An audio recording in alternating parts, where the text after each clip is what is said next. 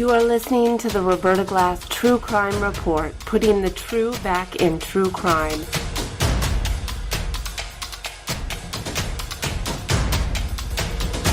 From New York City, Roberta Glass is now on the record.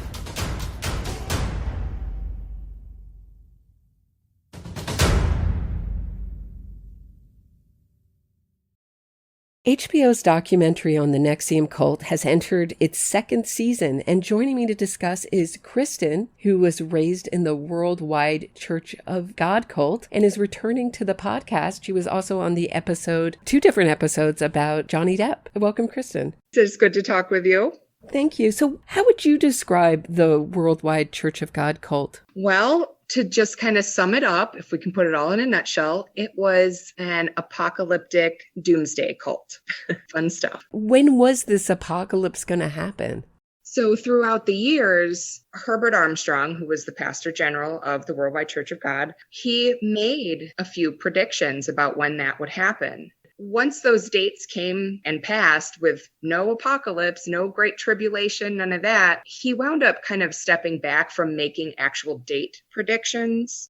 So fast forward to the 80s, the church eventually dissolved in the 90s. But through that time, when I was in it, we were always just kind of living on the edge of our seats that the end times are now. Jesus is going to return any day now. We are in the last days. So it was always just kind of imminent. Do you have any insight into what makes someone stay in a cult once a prediction like that doesn't come true? It's really tough to explain. Part of it is that you are so invested. I mean, my parents were so invested in this church. My family was so invested. It's really hard to see clearly when every aspect of your life is controlled by this organization. It's hard to walk away even when you do see the light. Anybody who knows anything about control groups, they always have an answer for everything. So it's just sometimes easier to swallow the explanation for why this didn't happen. You know, it's just easier to believe that than it is. You know, what is the saying? It's easier to fool people than it is to show them that they were fooled. Mark Twain. Yeah, so true. You can present evidence to people that you're being lied to, you're being manipulated and controlled, and ultimately you're being hurt. It comes down to how much you have invested, and it's easier to sometimes just believe the explanation that they have. It's sad. What was the difference between raised in the Worldwide Church of God and someone who wasn't? What were some of the kind of things that you observed in the Worldwide Church of God? Celebrate any birthdays. We didn't celebrate Christmas or Easter. Those were all considered pagan things. We were allowed to celebrate Thanksgiving because that was just it's an American holiday. It really had nothing to do with any religious things. And yes, no doctors. For a long time, it was no doctors. You are to be anointed with holy oil. You would call a pastor. If you were sick, you would call a pastor over. He would put olive oil on a rag and anoint you with that and pray over you. I had that done as a kid when I was sick. And it was really discouraged. Doctors, all of that, they focus more on natural supplements. Doctors were very discouraged. Just things like it was really isolating. There would be Valentine's Day parties, and all the kids would be making their Valentine's Day little mailboxes and all that stuff because they were going to pass those out. And my mom would come and pick me up from school for all of the Halloween celebrations, Christmas celebrations, all of that. We were not allowed to participate in any of that. You also observed the Sabbath on Saturday. Correct. So Worldwide Church of God, they kind of plagiarized several different religions, Seventh-day Adventists, Jehovah's Witnesses. It's a lot of baggage to unpack. But they really did pick all these different doctrines from, I don't even know how they got it together to make it make sense, but they did. That's what I'm saying. Like Herbert Armstrong was so great at weaving all these different fringe beliefs together to make it work for him. work for the church. I'm so glad you brought that up because it's something that's very similar between the Worldwide Church of God and NXIVM, is that Keith Raniere stole so much from Scientology and other places, mostly Scientology, from the EMs, which was the exploration of meaning, very similar to being audited. Yep. There is the use of parasites, Yes. people who are going against the group as somehow evil and wrong. Suppressive people, right? Suppressive people. Yes, that's right. What do you think the appeal of the Worldwide Church of God was? And what do you think the appeal of NXIVM is? That's a really tough question. The appeal of Worldwide Church, when it began, we were in World War II. So there was a lot of fear already just out there because of the war. And Herbert Armstrong seized on that. He seized on that fear. It brought people together. It brought people community. It brought people comfort, knowing that, okay, there's things that maybe they can control about their lives that will not necessarily change the outcome of what's happening, but change the outcome for them personally. The same theme that we see in NXIVM is that it provided people that there's something that you can do to control your world. You may not be able to change the outside world, but these are things that you can do. It will give you the tools in your toolbox to navigate this time, this world. That's a really insightful point, that you can influence the world. So NXIVM taught that there were no victims, that basically you created your own victimhood, which is like the ultimate trap, really. Yes, so they got out in front of that. About to go into talking about the vow. I meet people who've left cults, who were raised in cults. Some people are very interested in the subject of cults, and some people been involved in cults don't want to ever look at another cult story again. I would put you in the very interested in cult story category. What are you looking to learn when you're looking at these stories? That's a really hard question, because you're right. I do. I love looking at these kinds of stories and the whole group thing. Are you trying to understand your experience? Are you trying to understand your parents' experience, do you think? I think it's probably just what you said, probably my parents, because as a kid, you just don't have that kind of vocabulary to even ask those critical thinking questions in a way that an adult might really understand what you're asking. But as I grew up, I had a lot of questions, critical questions about what we were being taught and things that just didn't make sense to me. Yes, I still have a hard time. So maybe yes, it's my parents trying to figure out how they fell for that so long. It's not just my parents. It was my grandmother was in it and raised my mother in it, who then went to marry somebody in the church who raised me in it. How does that keep going? And nobody's asking any questions when this is clearly 12, 13, 14 years old. And I'm like, none of this makes sense. None of this makes sense. How it happened? What I hear you saying is you're trying to understand the mindset of a true believer and how someone becomes a true believer and stays a true believer and passes it on. Is that right? Yes. Yes, absolutely. Mm-hmm. What's your reaction to Vow? Were you familiar with the NXIVM story before you started watching The Vow? Yes, but not, of course, as much information as I received from, watching the docuseries. I was familiar with Keith Raniere and Allison Mack and understanding just kind of the main details of it. I understood it was a sex cult. They were recruiting vulnerable women and branding them. Those kind of details, yes, but I didn't know more of the background of it. What this documentary sets out to do is to fairly balance the people who were charged criminally. So we have Nancy Salzman, who's the number 2 in NXIVM, speaking. Right. Yep. I would still call her a NXIVM loyalist. I know she's publicly disavowed Keith Raniere, but I don't know. She's still complaining in this that her business has been taken away and that NXIVM should have never been destroyed. So I would still call her a loyalist. Would you think that's fair? Yes, absolutely. I found that to be really frustrating to watch because of all the evidence, everything that she knows. That's what I just don't understand. I don't understand.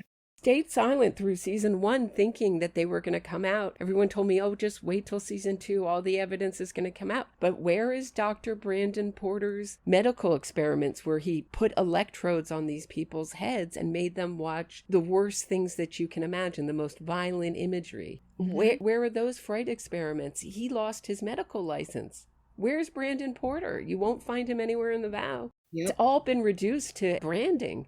That's all they did. We just did a little branding and some women went on a diet. But Sylvie's story, I think, was the most egregious, where they took Sylvie's story. She was someone who ended up becoming basically a slave to Claire Bronfman. She went down to 83 pounds. She was given to Keith Raniere as a gift, as a slave. And her story has been kind of reduced to 3 minutes. I mean, you just get none of the horror of it. Right. So it did leave me, yes, with questions, I feel like more questions than answers sometimes. Yeah, it was lacking. It was lacking for me. What it also explores is the people that left and became whistleblowers, like Mark Vicente and Sarah Edmondson and her husband Nippy. Do you think that this was done too soon? I mean, I'm looking at these people and it's like everything was put into motion and they were filmed so quickly. Yeah. I'm wondering if they had time to heal and reflect. What do you think the difference is between the people that left and the people that stayed? Oh, I mean, I imagine it's like any cult group thing, just like, I was saying before, that it's so hard to confront the lies that you believe for so long. I get it. I understand the investment that people have made into these groups. I can understand why it's hard to walk away, but it's so frustrating because, like you just want to shake them. Come on, wake up, presented with facts, and you're still just head in the sand, ears plugged, eyes closed. Some people are having a negative reaction to Mark Vicente. Do you have any idea why that is? Do you have that negative reaction to him? Who's had a negative reaction? No, you have to explain that. What do you mean? Okay, so in season 1, his wife Bonnie was talking about how she slept on the floor as a penance. I think he laughed at it or brought it up, and she said, oh, it's too soon to talk about it. And I thought that was one of the more interesting parts of the entire documentary. I was so happy they let it in because my view of it was you could see that these people aren't entirely healed yet. And you could see the relationship and how it's affecting their marriage. I thought it was very interesting. I had no negative feelings towards Mark because of that. I thought that's the kind of slip you would make had two people been in a cult. But other people thought it was very insensitive and that he was very insensitive. I don't know. I just heard people don't like him. People have spoken to me. I don't like him. He rubs me the wrong way. I don't have those feelings, but I think it's an interesting reaction. Wow. Yes. I don't get that feeling at all. I think he's a whistleblower.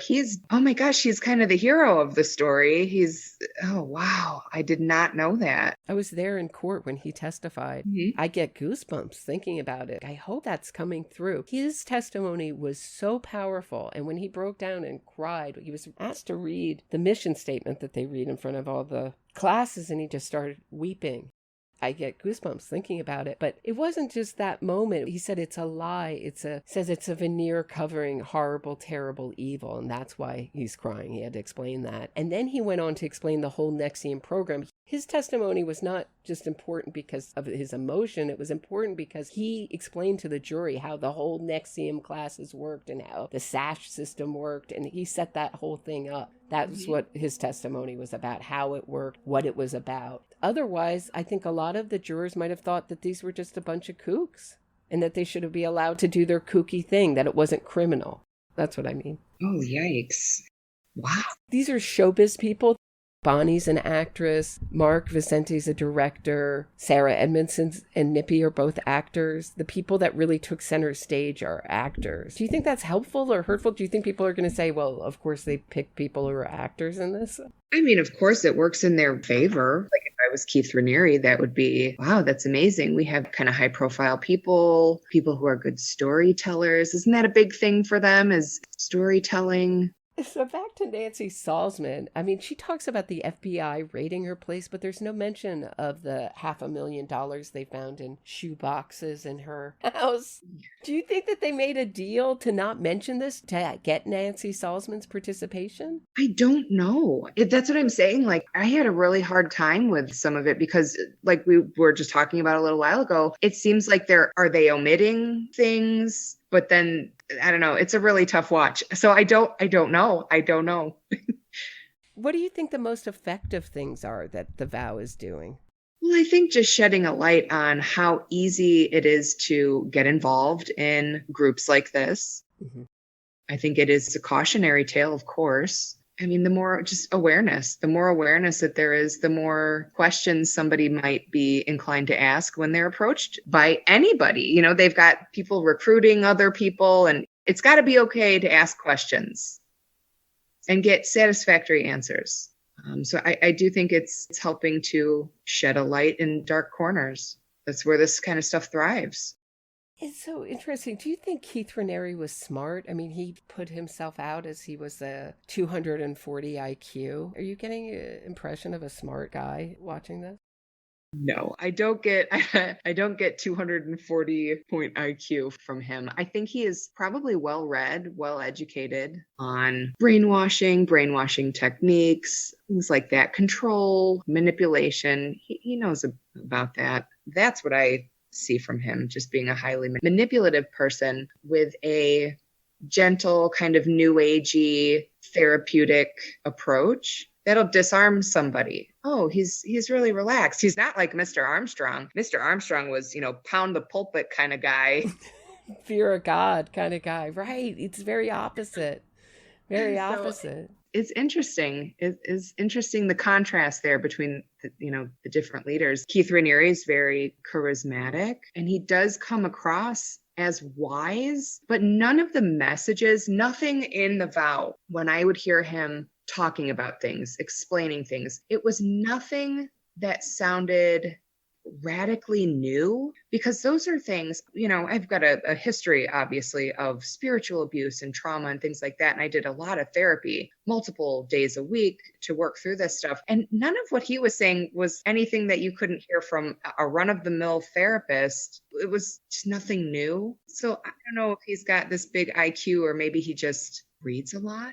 That was also what was really interesting about The Vow, is seeing how many women still seem loyal to him. I mean, we saw Karen Unwriter say, "Oh, I forgot I have his mother's ashes up there." I didn't believe for a second that she forgot those ashes were there. She's keeping those ashes because Keith is still important to her. You wouldn't keep someone's mother's ashes unless that person was important to you. Either you forget that they're there and you don't mention it. Right.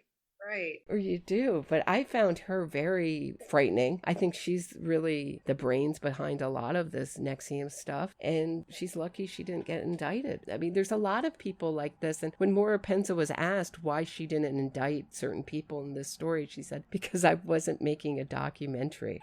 Right.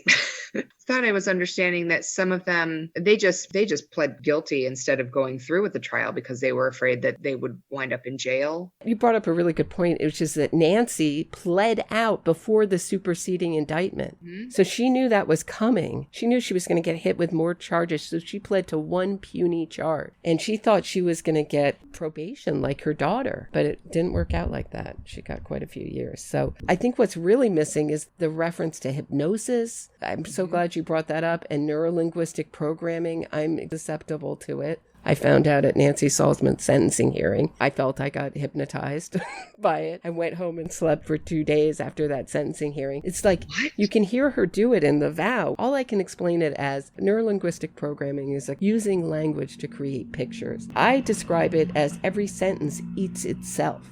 So they're talking, but it doesn't go anywhere. It just sort of hypnotizes you and kind of puts me in a trance. But I can see her doing it, and you can see her students sit up and sit very straight when she talks. And I would watch in the sentencing hearings, the NXIVM loyalists listen to the worst stuff and have no reaction to it. Zero. So I know it works. It's very powerful. But do you think The Vow would have been better with some experts to give this sort of some kind of context? Cult experts like Rick Ross, who was sued by NXIVM? Oh, yes, absolutely. Absolutely. That would have been great. I didn't know any of that. Oh, I totally want you to spill the tea on what that was like sitting in there and I sat there at her sentencing hearing. I have a whole notebook full of notes on her sentencing hearing. Got out, I looked at people and I said, wasn't that weird? Wasn't that weird? And I went home and I said to my boyfriend, I'm so tired. And I just went down for I didn't get out of bed for, I think, 2 days. Just slept. It just knocked me out. It's very weird. It's very powerful stuff. Hmm? Oh my God. Yeah. So creepy. Yeah, I mean, what's left out of this so much? What do we have? We have the fright studies. We have the neurolinguistic programming and the hypnosis. And Toni feels that 15% of the people are very susceptible to hypnosis, and she believes those are the people that stayed. And so when Nancy asks, where are the 17,000 other people? Toni's response would be, I would think, I don't want to put words in her mouth, but would be, those people weren't susceptible to hypnosis. They did the course and they left and they didn't come back. But the people that were susceptible stayed. That's the 15% that stayed. I don't know. There's no mention of that. There's no mention of them suing people into oblivion. Rick Ross lawsuit. I don't think there's been, it just seems like in their effort to stay fair and balanced, it's created a totally distorted view of the story. Mm-hmm. And at the same time, what we have going on is that the NXIVM loyalists are trying to free Keith Raniere, saying that there was FBI misconduct in getting Yusuf Salaam from the Central Park Five, Alan Dershowitz, Mr. Sullivan, who was Raniere's lawyer, involved. They're doing a full innocence campaign for Raniere at the same time the vow is going on. What everybody's worried about is this vow going to be their Paradise Lost series, meaning their innocence fraud documentary. Right. That's the question. One of the more interesting things is the way that they talked about curing Tourette's. Mm-hmm. My understanding is Isabella and Mark Elliott were the two people who had success, were their two subjects. But they've only featured those two people. They haven't featured any of the people who weren't helped, who didn't change, right? So it makes it look like they were curing serious things. Oh, yes, absolutely. It is not balanced. Who did they not help? Who was probably even more injured by some of this? Did you ever have any kind of placebo effect from having that ointment and that towel? I don't know how else to describe it. The Worldwide Church of God cure for things. For adults, yes, absolutely. If, mind over matter, if you believe in something strong enough, that's all you need. But as a kid, that's what I'm saying. Like, I had questions because being anointed with the rag and prayed over never fixed any of my ailments. But sure, but like you said, placebo effect for adults, absolutely. That's the thing. That's how they keep you hooked. And then there are these positive stories where this group has helped seemingly people, and they latch onto that, and that's their commercial to the world. So Isabella's father, who brings up, I think his point was that I think that this cult did good. It cured my daughter. I refuse to sort of discount that. And the daughter and the mother are saying, at what cost? Right. What did you think of that? Can a cult do good? Oh, for sure. That's what I'm saying. They have to have some positive things. Otherwise, people would not stay. Mm-hmm. Always this horrible thing. And everybody is always feeling bad and taken advantage of. No, it's all cloaked. All of those things are cloaked in community and feeling of belonging, healing, and for other people, maybe help with drug addiction or alcohol addiction or sickness, all those things. Of course, there's positives in it. It's any high control group. Right. I mean, why would people stay if there was nothing positive in it? You'd have to be the most irrational person in the history of the world. Yes. Oh my gosh, I love it. Yes, exactly. What the vow brings up, and I think it does a good job, now that I've sufficiently trashed it, is bringing up the question. I don't think it does a sufficient job of answering it, but this was the question I had most when I covered this story, is who's the victim and who's the victimizer?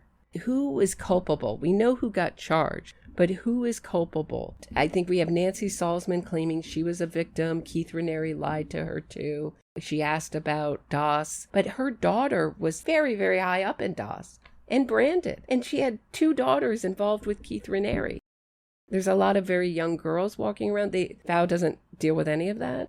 I think it wrestles with some of those difficult issues because Mark Vicente, you see him leading these, and maybe that's why people don't like him. You see him leading these classes, making women plank or men plank and penance, and and being an enforcer for Ranieri. Yeah, my husband was kind of catching. You just totally reminded me of a question that he asked. I've had it on doing dishes and things like that. And he says, so I understand this, the whole sex cult thing. And this is the women. Some of them are calling it a sorority and all this. But what role did the men play?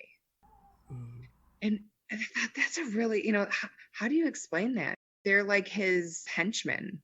They're like Ranieri's henchmen, right? He's leading and doing all these things, and it's all on behalf of this whole separate thing going on behind closed doors. Like, how do you explain that to somebody who doesn't know what a high control group, a cult is like? There's a very interesting part where Sunil says, I went and investigated DOS, and what I found was something really good. And I was like, that's so interesting, because there's a bunch of people who found out about DOS and left, but you stayed. And that's the question that stays with me. And it stays with me for a very good reason, because it's constantly coming up with my podcast. Why can I present a certain amount of facts to one person and they get it immediately? And another person will go a totally different way and reject it and say, no, the opinion I had originally is right. It's just like a man hears what he wants to hear and disregards the rest. Mm-hmm. Absolutely. Yeah. That's the whole separate conversation. Right. I'm just wondering, what is it about that? What happened to Sunil? And I wish, there's so many follow-up questions that I'd like to ask. What happened to Sunil when he came back to New York and to investigate? Who talked to him? Who set him straight? Was it Keith? Was it Nancy? Did he EM him? I mean, that's what Maura Penza is saying. She's saying that Nancy Salzman EM'd women into submission for Keith. This documentary has left me with more questions than answers. What do you expect for the rest of the series, Kristen? We're on episode 3 now? Yes. I don't know. I hope they get into, I kind of feel like they were starting to get into more of the backgrounds of everyone.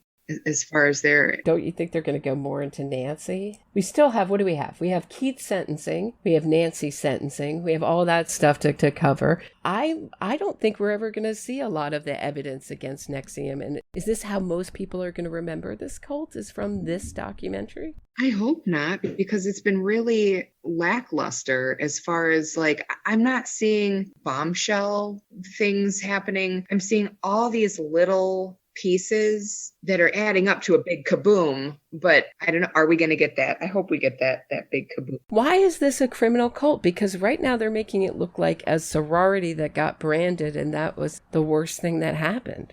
I know, it's so strange to me that they use that term sorority, like it's a sisterhood, and right, the whole empowering, it's another phrase that they've been using. It's empowering women. I want to see more of the interview. Whatever clip that they showed of the interview, it was with Keith Ranieri's attorney. I think that's who it was. Mark Agnefello, yeah. He was being interviewed by somebody. I thought it was like a documentary or a news program or something. And she's looking at him like, no way. Are you really trying to say that this sex cult was empowering for women? Where is that? I want to see more of that. That interview was amazing. Yeah, that sorority, all that comes right from Mark Agnefello. I was in court for Mark Agnefello's opening statement. I thought it was some weak sauce. But to hear Nippy say, oh, all they need is one juror to buy it. As Ranieri's trial went on, the jurors just looked like they smelled something bad. And Mark Agnefello, and he was talking about all this evidence. They didn't put on a case. What is he talking about? All this evidence come out. All we saw in Ranieri's trial was the state's evidence. Or the government's evidence, in fact, not even the state's, the government's evidence. Mm-hmm. What are we talking about here? It's so bizarrely skewed, this whole documentary. But it was very interesting to hear Nippy say that he thought that Mark Agnefello's opening statement was strong. I thought it was terrible and not persuasive at all, but I'm not the audience for it either. You were there, kind of. You can kind of hold the mirror up to everything you're seeing on documentary from what you know happened in the courtroom. Oh, that's so awesome. That is so cool. Funniest thing I know is that Val used a line of people that were there for immigration to make it look like there was a line outside the door. What? On the first day, yeah. I'm pretty certain that's a line that they line up for immigration on that same day. If I remember correctly, there was a line for Keith Ranieri's trial, but they let us in and it started There were two security things, and it started on the second floor. Do you know what I'm saying? So it started outside the courtroom, not outside the courthouse in that particular occasion. But often there was a line for NXIVM courtroom. Is there anything else that we missed that you want to talk about? So just one question that I have that kind of stuck with me after watching the third episode. There's a lot of talk about accountability. And is her name Nancy with the glasses, right? Yes. Yep. And she talks, she's, like you said, she's got the questions about where are the other, what was it, 17,000? Mm-hmm. She's asking all these questions. But the one question that I've not seen anybody answer this, who is Keith accountable to? Where is his accountability piece? Excellent question. I don't think anybody's getting asked tough questions in this series. No one. How can anybody be questioning anything when the leader of this group is not that's a total disconnect for me, because if I'm, I don't get it. Right? I didn't miss that. Like nobody. No. She created this NXIVM thing with Keith Raniere. Mm-hmm. And he couldn't have done it without Nancy. He's a lazy guy, and he's someone who sponges all the talent and energy of everybody else and uses it and pretends he created it himself. Just like Herbert Armstrong from Worldwide Church. Yep. Plagiarizing. Yep. So when I hear Nikki Klein say, I want the world to know what an incredibly great person he is, I felt like screaming at the TV. We do know who he is. That's the problem. You haven't found out yet, Nikki. You won't open your eyes to the evidence of who he really is. He didn't even take that 240 IQ test. It was a take-home test. And he had his underage victim take it for him. So that's not even his own result. I mean, everything's phony about him. Yeah. And I was sorry that the vow wasn't there when he dyed his hair in jail with ballpoint pens, and it was like this black color. He looked like, I think I said at the time, he looked like a cross between a mental patient and Charles Manson. It did not reflect light. He looked so bizarre in court. By the time of his trial, he was sort of made to look more normal. But at this time, he was, it looked so bizarre. Or with pen ink. Yeah, it was darker than the blackest black, like no light reflected off that head of hair. It was so comical and bizarre and scary looking. Where is that in the vow? Yes, the first thing that comes to my mind is just narcissism. Yes, that's what you get. I got incredible narcissism from his trial and incredible sadism. And that's what you're not getting is sadistic, how sadistic that guy is.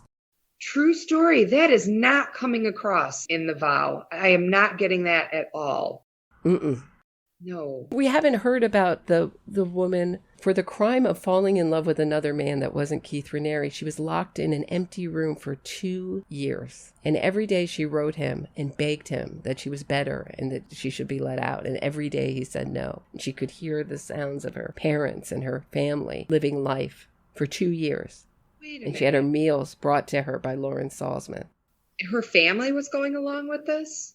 Yeah. We heard in court her mother, the tape of her mother arguing with Keith to let her out. She was very pushy. Let my daughter out. And he would just give her some nonsense. And one of the arguments he made to her was, look how selfish your daughter is being. Your daughter organized my library. And now that she has been so selfish that she's got herself into this predicament, I can no longer use my library anymore because she can't organize it for me. So I can't even read books. So her bad behavior is having an effect on everybody, including me. Wow. That is some master manipulative It was unbelievable, that audio tape. And when she had a tooth rot out in the back of her mouth. And she was in so much pain. And she wasn't given so much as an aspirin in there. And the best day of her life, of her 2-year confinement, was when she was let out to get a root canal. None of that. Yeah, that needs to. That may be coming. They showed a picture of a cardinal. And the cardinal is a bird that she saw when she was in the room. Finally got the courage to leave. She left with nothing. They took all her ID, so she went to Mexico with no ID. She had to go around looking for off-the-books jobs for years, living hand to mouth, but she did it. I mean, it's some story. Oh, I would love to know more about that. Right. I hope they tell her story. But right now they're telling Nexium Light. This is a Nexium Light story. I have one more question for you.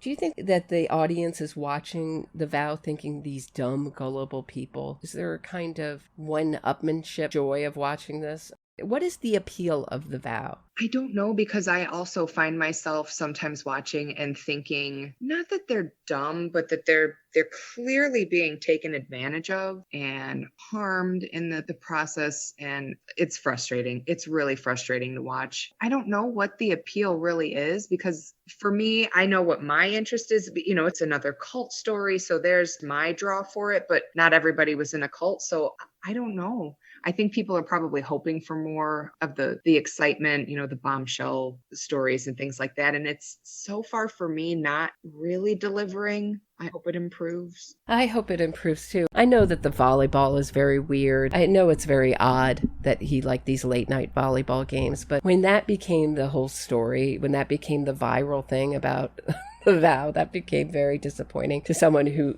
knows that there's a lot more interesting things than just late night volleyball. Kristen, thank you so much.